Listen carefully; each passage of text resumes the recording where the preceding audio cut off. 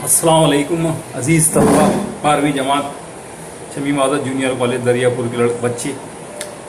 आज हम political science का पहला यूनिट इस पर लेक्चर सुनेंगे। खाली जगह जोड़ियाँ पहले ही मैं आप लोगों को सेंड कर चुका हूँ।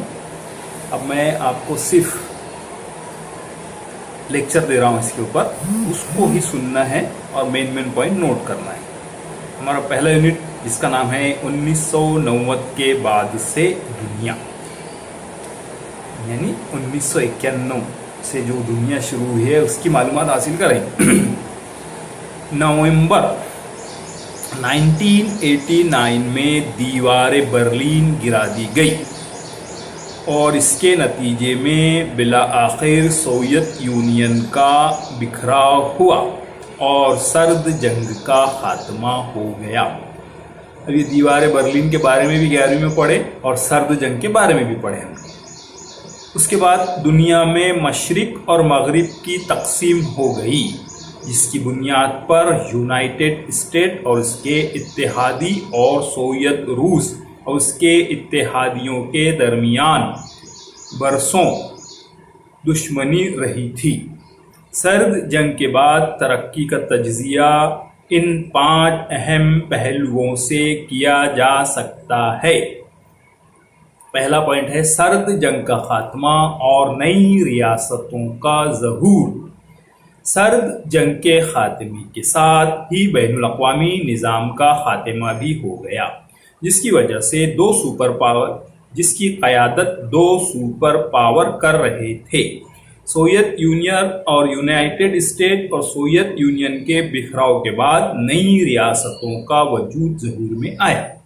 दूसरा है वाहिद कुतुबियत का ज़हूर, यानी एक ताकत, एक पावर, दुनिया के अंदर एक वाहिद सुपर पावर का ज़हूर।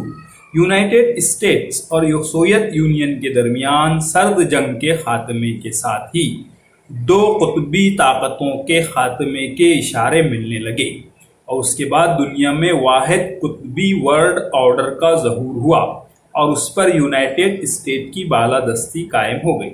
यूनाइटेड स्टेट बोल दो अमेरिका। हुकूक इंसानी, तीसरा पॉइंट, हुकूक इंसानी और इंसान दोस्त मदाखलत। दुनिया में इंसानी हुकूक के तई बेदारी पैदा होने लगी और इसी के साथ इंसान दोस्ती के अज़्म वो इरादों में मदाखलत में भी इजाफा होने लगा। चौथा है दहशत गर्दी।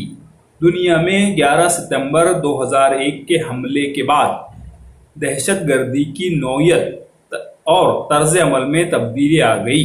ये हमला अमेरिका के खिलाफ था। इसे 9/11 का हमला भी कहा जाता है। पांचवा पॉइंट है कसीर कुतुबियत और इलाकाइयत।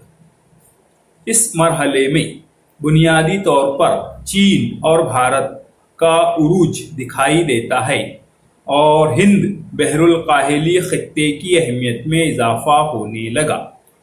व्लादिमीर पुतिन की क़यादत में रूस तरक्की करने लगा। इस तरक्की और इलाकाइयत से दुनिया में कसीर जहती में इजाफा हुआ और इलाके, खित्ते और इलाकाई तंजीमों ने अहमियत हासिल कर ली। सुपर पावर किसको बोलते हैं? सुपर पावर वो रियासत होती है जो बैनुल अक़वामी सियासत में एक कायद की हैसियत से रोल अदा करती है और उसमें ये काबिलियत, कुव्वत, ताकत भी होती है कि वो आलमी उमूर को अपने मफादात के लिए मुतासिर करे। दूसरी जंग अजीम के बाद यूनाइटेड स्टेट्स और सोवियत यूनियन 2 आलमी ताकत की सूरत में नमदार हुई। सर्द जंग के दौरान इन दोनों में ज़बरदस्त मुहास आराई नज़र आती थी। अब है सर्द जंग का खात्मा और नई रियासतों का ज़हूर। 1989 के मशरिकी यूरोप के इनकलाब के बाद बैनुल अक़वामी ताल्लुकात में 2 अहम रुझानात नज़र आते हैं। पहला नस्ली इलाकाइयत का तस्वुर,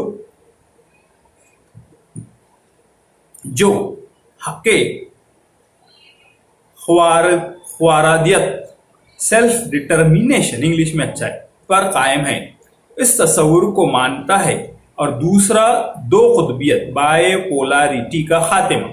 دو قطبیت کا وجود دو عالمی طاقتوں یونائٹڈ اسٹیٹس اور سوویت یونین کی وجہ سے قائم ہوا تھا. دنیا دو عالمی طاقتوں میں تقسیم ہو چکی تھی، لیکن سوویت یونین کے بکھراؤ کے بعد ان میں سے ایک قطب کا خاتمہ ہو گیا. مشرقی یورپ کی ریاستوں کا ایک انقلاب ایک ایسا انقلاب تھا جس سے متوسط طبقہ پیدا ہوا. یہ طبقہ مزید آزادی اور معاشی خوشحالی کا مطالبہ کر رہا تھا.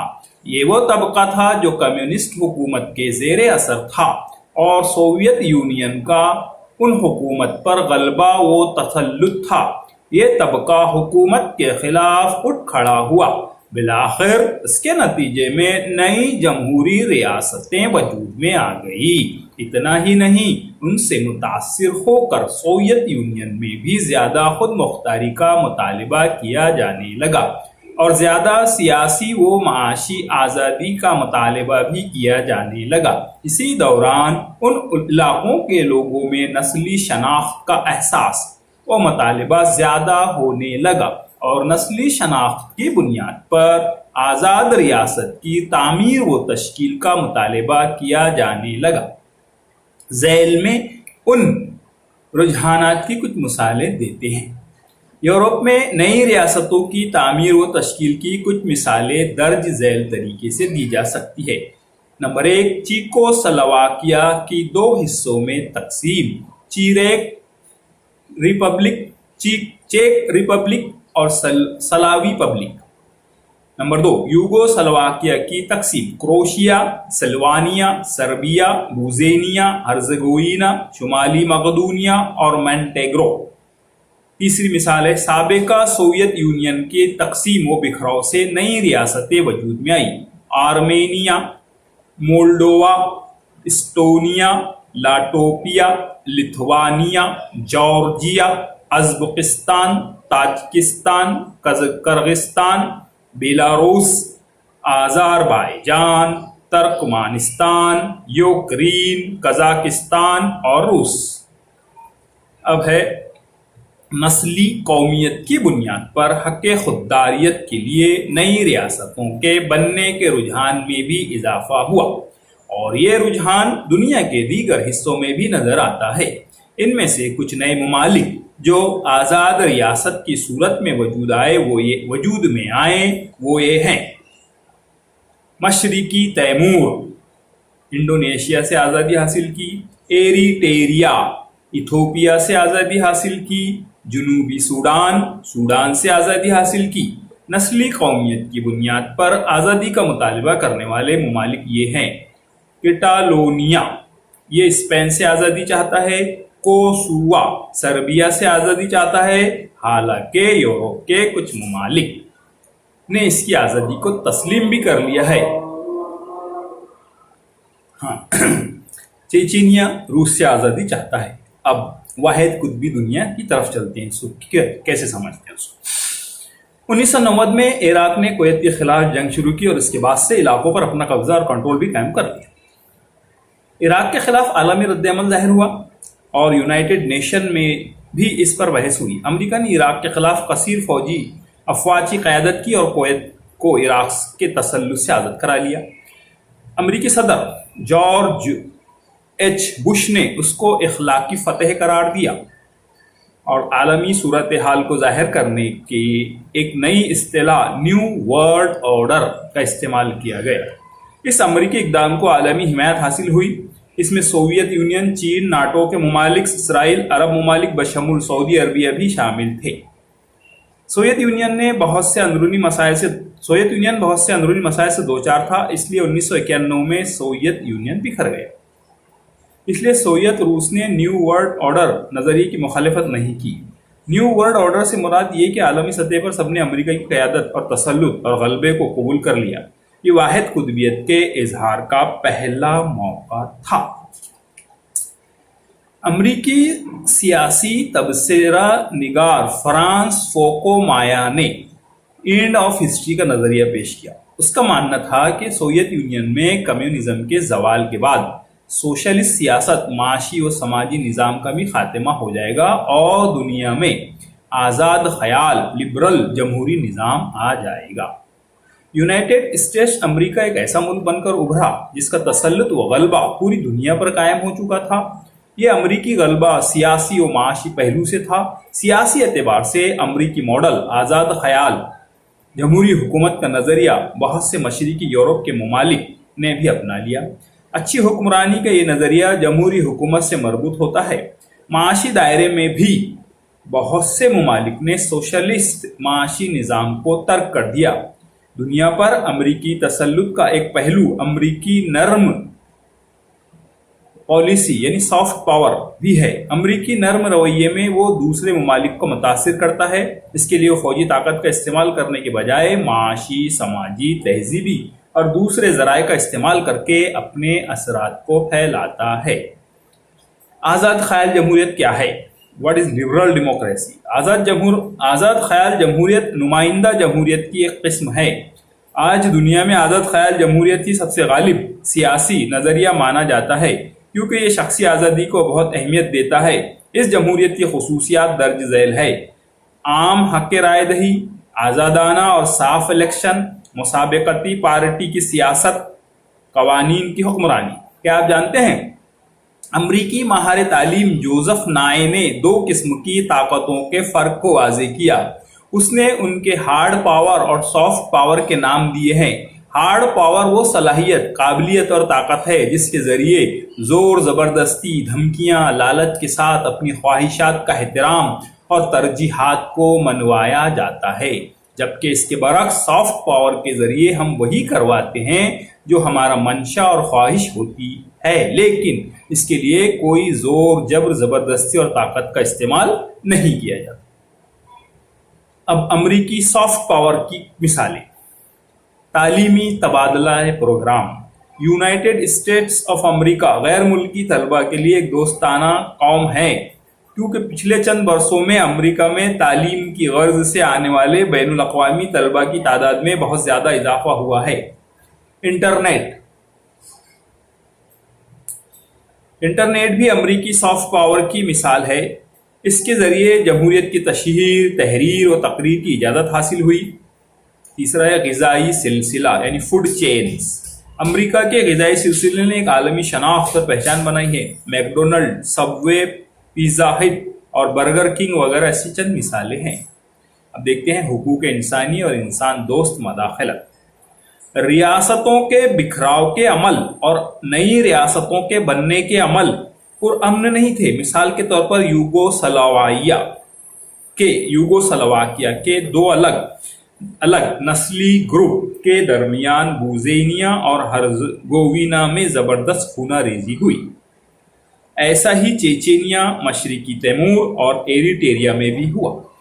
जिन लोगों ने ये सूरत पैदा की, वही लोगों ने वहाँ इंसानी हुकूक की पामाली भी की। यूनाइटेड नेशन ने इन ममालिक में मदाखलत की ताकि उनके तनाज़ात और हुकूक इंसानी की पामाली को रोका जाए। यूनाइटेड नेशन के क़याम अमन अफ़वाज का यही सबसे बड़ा मकसद और काम है। अब क़याम अमन और अक़वाम मुत्तहिदा की कोई अपनी फ़ौज नहीं है, लेकिन आलमी अमन, तहफ़्फ़ुज़ और सलामती के क़याम के लिए अक़वाम मुत्तहिदा के मेंबर ममालिक अपनी फ़ौजी वसाइल उसको फ़राहम करते हैं और UN उससे क़याम अमन फ़ौज तैयार करती है। दुनिया में जंगों में मुबतला इलाकों और ख़ित्तों में ये अमन फ़ौज भेजी जाती है। जहाँ अमन फ़ौज भेजना होता है उसके लिए अक़वाम मुत्तहिदा की सलामती कौंसिल में जंगबंदी की सिफारिश पास होती है। सर्द जंग के बाद के दौर में अक़वाम मुत्तहिदा आलमी तनाज़े की सूरत में मदाखलत करती रही ताकि तनाज़ात का पुरअमन हल निकाला जा सके। लेकिन अब सिर्फ जंग को रोकना काफ़ी नहीं है, बल्कि ऐसा इक़दाम उठाना चाहिए कि तनाज़ा मुस्तक़बिल में दोबारा पैदा ना हो सके। अक़वाम मुत्तहिदा ने कंबोडिया, सोमालिया और यूगोस्लाविया में अमन के क़याम और माशरे के लोगों के हुकूक इंसानी के तहफ़्फ़ुज़ के लिए मदाखलत की थी। हुकूक इंसानी के तई बढ़ती हुई बेदारी और आलमी क़वानीन में एक तहफ़्फ़ुज़ की ज़िम्मेदारी से ही इंसान दोस्त मदाखलत में इजाफ़ा हो रहा है اور 1990 کی دہائی کو انسان دوست مداخلت کا سنہرا دور تسلیم کیا جاتا ہے۔ سرد جنگ کے بعد دنیا میں حقوق انسانی۔ 1990 میں بہت سی ریاستوں کا وجود ڈرامائی انداز میں ہوا اور اس کے نتیجے میں 6 اہم حقوق انسانی کمیشن کی توثیق ہوئی۔ 1993 میں حقوق انسانی عالمی کانفرنس میں 170 سے زیادہ ممالک شریک ہوئے۔ یہ کانفرنس جینیوا میں ہوئی۔ اس کانفرنس میں شریک ممالک نے حقوق انسانی کے تحفظ کرنے کے عزائم کی تصدیق کی۔ اس کے نتیجے میں حقوق انسانی کے لیے اقوام متحدہ ہائی کمشنر کی آفس قائم ہوئی، جس کا اہم ترین کام اقوام متحدہ کے حقوق انسانی کے اقدامات اور حقوق انسانی کے عالمی احترام کو قائم کرنے کا کام انجام دے۔ 1990 کی دہائی میں حقوق انسانی کے خیال کی تشہیر میں NGOs نے بہت اہم کردار ادا کیا ہے، خصوصاً international committee of the red cross ICRC، medicine science frontiers اور آکسفیم ورک نے براہ راست میدان جنگ میں کام کیا ہے اور حقوق انسانی کے معاہدوں اور انسانی دوست قوانین کی تعمیل کرانے کے لیے باقاعدہ مہم بھی چلائی۔ کمبوڈیا میں اقوام متحدہ کی عبوری حکومت یونائٹڈ نیشنز ٹرانزیشنل فروری 1992 سے سپتمبر 1993 UNTAC شارٹ میں، بھارت نے کمبوڈیا میں بحالی امن اور حقوق انسانی کے تحفظ کے لیے اپنی فوج اور پولیس روانہ کی۔ امن و امان بحال ہو، آزاد اور بہتر انتخابات ہوں، شہری انتظامیہ کی خدمات بحال ہوں، یہ ساری ذمہ داری بھارتی فوج اور پولیس نے بحسن خوبی نبھائی۔ کمبوڈیا کے مہاجرین کی وطن واپسی اور ان کی آبادکاری کا کام اس عبوری دور میں کیا گیا تھا۔ اقوام متحدہ کی کارروائی صومالیہ میں مارچ 1993 تا دسمبر 1994۔ بھارت نے اقوام متحدہ کی صومالیہ مہم میں بہت اہم و فعال کردار ادا کیا تھا۔ اقوام متحدہ کی امن فوج میں بھارتی دستے نے انسانیت نواز امدادی کے کام کیے۔ اس نے بہت سے کنویں کھدوائے، اسکولیں، مساجد، گشتی دواخانے، ریلیف کیمپ بنائے اور مویشیوں کے لیے بھی دواخانے بنائے تھے۔ اس کے علاوہ ہزاروں ریفیوجیوں کے لیے عارضی قیام گاہ بنائی اور ان کے وطن واپسی میں مدد کی۔ دہشت گردی، اگلا پوائنٹ۔ 11 ستمبر 2001 میں نیو یارک ٹریڈ سینٹر اور واشنگٹن DC کے پینٹاگون پر حملہ ہوا، جسے 9/11 حملہ بھی کہا جاتا ہے۔ اس واقعے نے دنیا میں دہشت گردی کو ایک نئی جہت عطا کر دی ہے۔ حالانکہ دہشت گردی کا تصور کوئی نیا تصور نہیں ہے۔ دہشت گردی سے مراد تشدد کا استعمال کرنا، دھمکی دینا، تشدد کرنا، دہشت گردی کا استعمال کر کے سماج میں خوف و ہراس پیدا کرنا تاکہ دہشت کے ذریعے سیاسی، مذہبی یا نظریاتی مقاصد کو حاصل کیا جا سکے۔ پہلے عام طور پر دہشت گردی کے نشانے پر حکومتی ادارے یا افسران ہوا کرتے تھے۔ جدید دور میں سب سے بڑا پہلا دہشت گردانہ حملہ اسرائیل کی اولمپک ٹیم پر میونخ میں 1972 میں ہوا تھا۔ یہ حملہ فلسطینی افراد نے کیا تھا۔ اس کے بعد بہت سی دہشت گرد تنظیمیں اور گروپ نے ہوائی جہاز کا اغوا، بمباری اور سیاسی لیڈروں کو قتل کیا ہے۔ روایتی طور پر دہشت گردی کا نشانہ حکومتی ادارے ہوا کرتے تھے اور یہ کچھ مخصوص لوگوں کے حقوق کے لیے لڑتے تھے، اور اکثر ان کی دہشت گردانہ کارروائی علیحدگی پسندانہ تحریک کے لیے ہوا کرتی تھی۔ دہشت سے جنگ ایک قومی جنگ ہے جسے امریکی صدر جارج ڈبلیو بش نے 9/11 کے جواب میں القاعدہ کے خلاف شروع کی تھی۔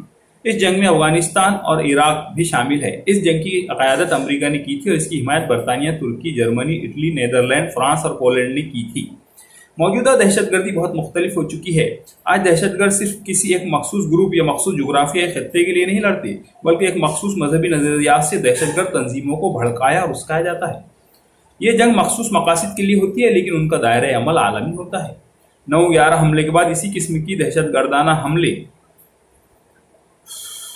میڈراڈ، لندن اور ممبئی میں ہوئے تھے۔ کثیر قطبیت اور علاقائیت، ملٹی پولیرٹی اینڈ ریجنلزم۔ سرد جنگ کے بعد عالمی نظام پر امریکہ کا غلبہ ہو گیا اور اس وقت امریکہ کی فوجی اور معاشی طاقت کو کوئی چیلنج نہ کر سکتا تھا۔ گویا وہ واحد سپر پاور ہے، لیکن کسی کی معاشی ترقی اور فوجی صلاحیت اسے سپر پاور بننے اور قائم رکھنے کے لیے کافی نہیں ہوتی ہے، بلکہ ایک ملک اسی وقت سپر پاور کہلاتا ہے جب اس میں ہارڈ پاور اور سافٹ پاور دونوں کی آمیزش ہو، اور اس کی ہارڈ پاور زور، جب اور دباؤ پر انحصار کرتی ہے اور وہ اپنی فوجی طاقت اور معاشی منظوری کا استعمال کرتا ہے، جبکہ سافٹ پاور میں دوسروں کو قائل کرنا، تہذیبی اثرات، اقدار اور روایات وغیرہ شامل ہوتی ہیں۔ جدید زمانے میں امریکہ کی حاکمانہ حیثیت کو براہ راست یا بالراست چیلنج کیا جا رہا ہے۔ مثال کے طور پر یورپ میں معاشی و علاقائی انضمام سے یورپی یونین کی تشکیل عمل میں آئی۔ عالمی نظام میں ایشیا میں چین، جاپان اور بھارت کا عروج ہوا۔ فوجی لحاظ سے روس میں نئی زندگی پیدا ہوئی اور نئی علاقائی تنظیموں کا وجود ہوا۔ ان سب کی وجہ سے دنیا کثیر قطبیت میں تبدیل ہو گئی، گویا واحد قطبیت ختم ہو گئی ہے۔ واحد قطبیت کی قیادت کرنے والے امریکہ کے لیے آج چین ایک چیلنج بن چکا ہے، کیونکہ چین کی عالمی حیثیت وہ مقام میں اضافہ ہو رہا ہے اور وہ 1970 کی دہائی کے درمیان سے بہت تیزی سے ترقی کر رہا ہے، جب سے چین نے ڈینگ زاؤپنگ کی قیادت میں مارکیٹ ریفارم کو متعارف کیا ہے۔ 1990 کی دہائی سے چین کی ترقی کا ڈرامائی دور کا آغاز ہو گیا ہے۔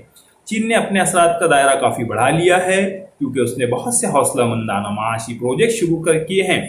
مثال کے طور پر ون بیلٹ ون روڈ اور چین پاکستان معاشی راہداری۔ اس کا مقصد اپنے اثرات کے دائرے کو مرکزی اور مشرقی ایشیا کے علاقوں تک وسیع کرنا ہے۔ مزید برآں چین افریقہ کے لیے بھی اپنے راستے کھول رہا ہے۔ اس سے پتہ چلتا ہے کہ وہ اپنے پڑوسی ممالک سے بہت دور تک اپنے اثرات کو پھیلانا چاہتا ہے۔ فوجی لحاظ سے بھی چین کے حوصلے کافی بلند ہے، کیونکہ وہ بحری و ہوائی طاقت حاصل کرنا چاہتا ہے تاکہ چین جنوبی سمندر میں اپنے دعوے کی تکمیل کر سکے۔ روس نے آئل اور گیس کی پیداوار میں کافی ترقی کی ہے۔ روس انرجی کے شعبے میں سپر پاور بن کر ابھر رہا ہے۔ آج کے دور میں معاشی استحکام نے قومی فخر اور فوجی دعوے داری کے احساس کو بڑھاوا دیا ہے۔ آج بھی روس سینٹرل اور مشرقی یورپ کو متاثر کر رہا ہے، کیونکہ روس شنگھائی کوآپریشن آرگنائزیشن کا ایک بنیادی رکن ہے۔ آج انڈو پیسیفک علاقہ بہت اہمیت حاصل کر رہا ہے، کیونکہ ایشیا میں چین، جاپان، بھارت اور دوسرے ممالک معاشی ترقی کی قیادت کر رہے ہیں۔ جنوب چینی سمندر کے تنازعات کی وجہ سے آسیان کی اہمیت اور بحر الکاہل کے خطے میں امریکی مفادات کی وجہ سے بھی اس خطے کی اہمیت میں اضافہ ہو رہا ہے۔ مستقبل میں بھارت کو اس خطے میں بہت اہم کردار ادا کرنا ہوگا۔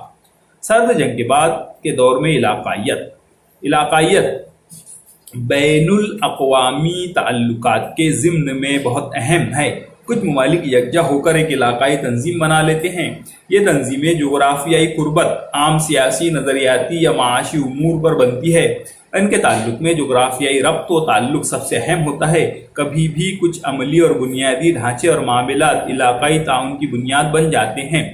ان کا آپسی تعاون ٹرانسپورٹ، مواصلات، توانائی اور صحت وغیرہ معاملات میں ہوتا ہے۔ عموماً علاقائیت کا عمل سیاسی مذاکرات سے شروع ہوتا ہے۔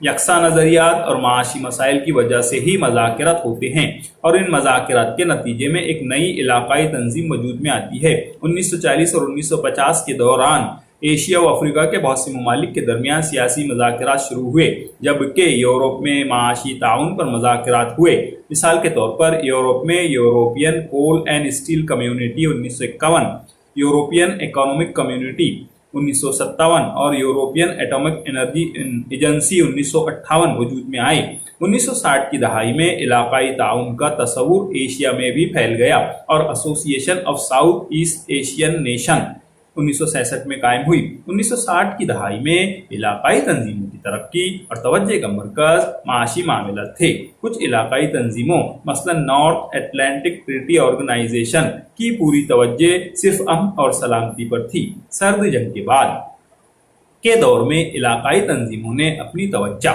تجارتی امور و معاملات پر مرکوز کرتی رہی۔ یہی وجہ ہے کہ ہم اس دور میں ٹریڈ بلاکس کی تشکیل دیکھتے ہیں۔ تجارتی بلاک کیا ہے؟ اقوام متحدہ کا ایک گروپ ایک مخصوص معاہدے کے تحت اپنے معاشی تعلقات ایک دوسرے سے بناتے ہیں، تب تجارتی بلاک بنتا ہے۔ عموماً معاہدے کی پوری توجہ تجارتی رکاوٹوں میں چھوٹ دینا یا ان کا خاتمہ ہوتا ہے۔ ان تجارتی پابندیوں میں عموماً درآمدی ٹیکس یا کوٹا، بہت سی درآمدات کی مقدار کی حد مقرر کرنا ہوتا ہے۔ اب سرد جنگ کے بعد کے دور کی کچھ خاص علاقائی تنظیموں کا جائزہ لیتے ہیں، جیسے یورپی یونین، پہلی تنظیم۔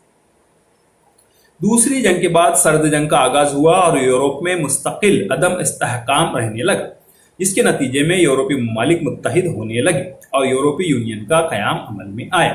यूरोपीय यूनियन की इब्तिदा माशी ताउन के लिए होती थी। वो ममालिक जो एक दूसरे से तिजारत करते हैं और माशी लिहाज से एक दूसरे पर इन्हिसार भी करते हैं, वो इकट्ठा हुए और ये तंजीम बनाई ताकि आपस में माशी ताउन परवान चढ़े। इसके नतीजे में 1951 में European Coal and Steel Community ECSC और 1957 में यूरोपियन इकोनॉमिक कम्युनिटी EEC का कयाम अमल में आया। बाद में ये तमाम तंजीमें आपस में जिम हो गई और उन्हें यूरोपियन कम्युनिटी EC कहा जाने लगा। 1973 में एक मुआहदे पर दस्तखत किए और यूरोपियन पार्लियामेंट बनाई गई।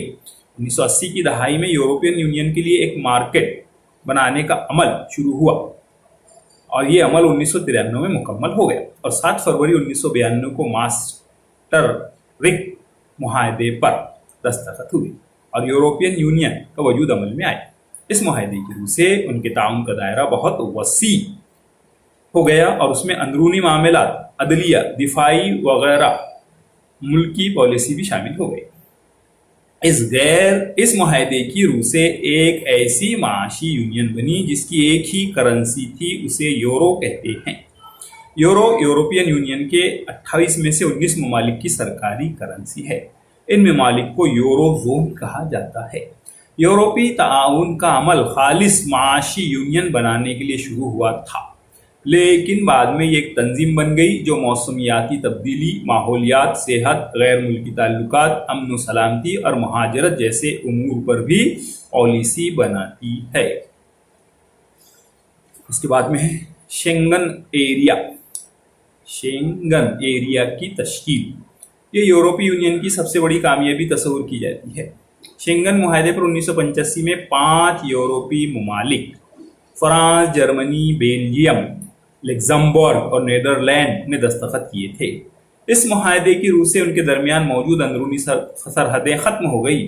शेंगन वीज़ा यूरोप के लिए एक मुश्तरका वीज़ा माना जाता है। शेंगन एरिया एक ऐसा इलाका है जिसके अंदरून में कोई सरहद नहीं है। इस इलाके में यूरोपीय यूनियन के शहरी ही नहीं बल्कि गैर यूरोपियन शहरी भी आज़ादाना बगैर वीज़े के सफ़र कर सकते हैं। न उनकी चेकिंग होगी, न निगरानी, और बाआसानी से इन ममालिक की सरहदों से गुजर सकते हैं। आज यूरोपीय यूनियन के 28 में से 22 ममालिक शेंगन एरिया का हिस्सा बन चुके हैं। यूरो 1 जनवरी 1999 में आलमी करेंसी बाजार में जारी की गई और ये तबादले की इकाई तमाम यूरोपीय यूनियन के ममालिक में बन चुका है। सिवाय यूनाइटेड किंगडम, स्वीडन और डेनमार्क के यूरोपीय यूनियन के तमाम ममालिक मुकम्मल तौर पर इस करेंसी से मरबूत हैं और उसे अपनी कौमी करेंसी तस्लीम करते हैं। इस खित्ते को यूरो जोन कहते हैं। अब शेंगन वीज़ा क्या है? शेंगन वीज़ा अहले अफराद को 26 शराकती शेंगन एरिया के ममालिक में आज़ादाना सफ़र करने की इजाज़त देता है। इसका मतलब ये कि यूरोप में सयाहों को शेंगन एरिया के अंदरूनी सरहदों पर चेकिंग की ज़रूरत नहीं होगी और वह सयाह बराह रास्त तौर पर इन तमाम शेंगन ममालिक में दाखिल हो सकेंगे। यूरोपीय यूनियन को चलाने के लिए 4 कलीदी इदारे हैं जो एक साथ काम करते हैं। ये यूरोपीय commission, European parliament, European council और यूरोपियन कोर्ट ऑफ जस्टिस हैं। यूरोपियन कमीशन ये कमीशन यूरोपियन यूनियन का अमला शोबे नौकरशाही है। ये यूरोपीय यूनियन के कवानीन के लिए मसौदे तैयार करता है और यूरोपीय पार्लियामेंट यूरोपीय काउंसिल की पॉलिसी और फैसलों पर अमल दरामद करता है। यूरोपियन पार्लियामेंट इसके कुल मेंबरान की तादाद 751 है। इन मेंबरान का इंतखाब 5 साल के लिए होता है। इसको कानून साजी, निगरानी और तखमीना साजी की जिम्मेदारियां दी गई है। यूरोपियन काउंसिल यूरोपीय काउंसिल में मेंबर ममालिक के सदर और वजीर आजम, उनके वजीर खारजा और यूरोपीय काउंसिल का एक कुल वक्ती सदर होता है। इस काउंसिल की हर साल 4 मीटिंगें होती है। काउंसिल यूरोपीय यूनियन के लिए हिकमत अमली तैयार करती है। यूरोपीय अदालत ये अदालत कवानीन की तशरीह और वजाहत करती है और उनकी मदद से फैसले करती है। ये यूरोपीय यूनियन के कवानीन और मुआहदात की निगरानी करती है। चूँकि यूरोपीय यूनियन के कवानीन मेंबर ममालिक के कौमी कवानीन से बालातर होते हैं, इसलिए यूरोपीय अदालत इन कवानीन की पासदारी करती है। ब्रेक्जिट क्या है? 2016 में यूके में यूरोपीय यूनियन छोड़ने के लिए एक इस्तिस्वाब राय हुआ था, रेफरेंडम जिसको बोलते हैं। इसके नतीजे में यूके ने 31 जनवरी 2020 कि निस्फ शब को अपनी यूरोपीय यूनियन की मेंबरशिप खत्म कर दी, उसे ब्रेग्जिट कहा जाता है। ब्रेग्जिट बरतानवी कौमियत का इजहार है, क्योंकि अब भी उनके लिए रियासत का तस्वुर बहुत अहम है। अपनी जमात में एक मुबाहसे का इनेकाद कीजिए और ब्रेग्जिट के ऊपर नोट लिखिए।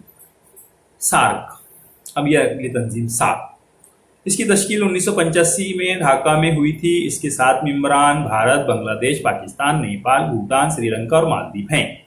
2007 में अफगानिस्तान को भी इसमें बहैसियत 8वां मेंबर शरीक कर लिया गया है। इसी दौरान चीन, अमेरिका, यूरोपीय यूनियन और दीगर 9 ममालिक को इसमें मुबस्सिर का मकाम दिया गया है। सार्क का अहम तरीन मकसद जनूबी एशिया में मुज़ाकरात तैयार जारी रखना है। इसी के नतीजे में 1993 में SAPTA South Asian association for preferential trade arrangement का क़याम अमल में आया और बाद में 2006 से सार्क का आज़ाद तिजारती नज़्म यानी south Asian association free trade area SAFTA के जरिए शुरू हुआ। हालांकि पहले ही तिजारत SAPTA के मारिफत हुआ करती थी। अब है BIMSTEC, जिसका लॉन्ग फॉर्म है the Bay of Bengal Initiative for Multi Sectoral Technical and Economic Corporation. 1997 में ये इलाकाई तंजीम कायम हुई। इसके मेंबरान की तादाद 7 है, जो खलीज बंगाल के साहिली इलाकों से लगी हुई है मुमलिकतें हैं। उनमें 5 जनूबी एशिया में बांग्लादेश, भूटान, भारत, नेपाल और श्रीलंका हैं, जबकि 2 जुनूब मगरब एशिया के म्यांमार और थाईलैंड हैं। BIMSTEC जुनूब और जुनूब मशरिकी एशिया के दरमियान बतौर पुल काम करती है। इसका सबसे खास मकसद इस खित्ते में तेज रफ्तार माशी तरक्की और मफाद आम्मा के मामलात में इश्तिराक को बढ़ावा देना है। उसके बाद दूसरी तंजीम में BRICS, BRICS, Brazil, Russia, India, China and south Africa. ये ममालिक के नाम की वजह से उसको ब्रिक्स कहा जाता है।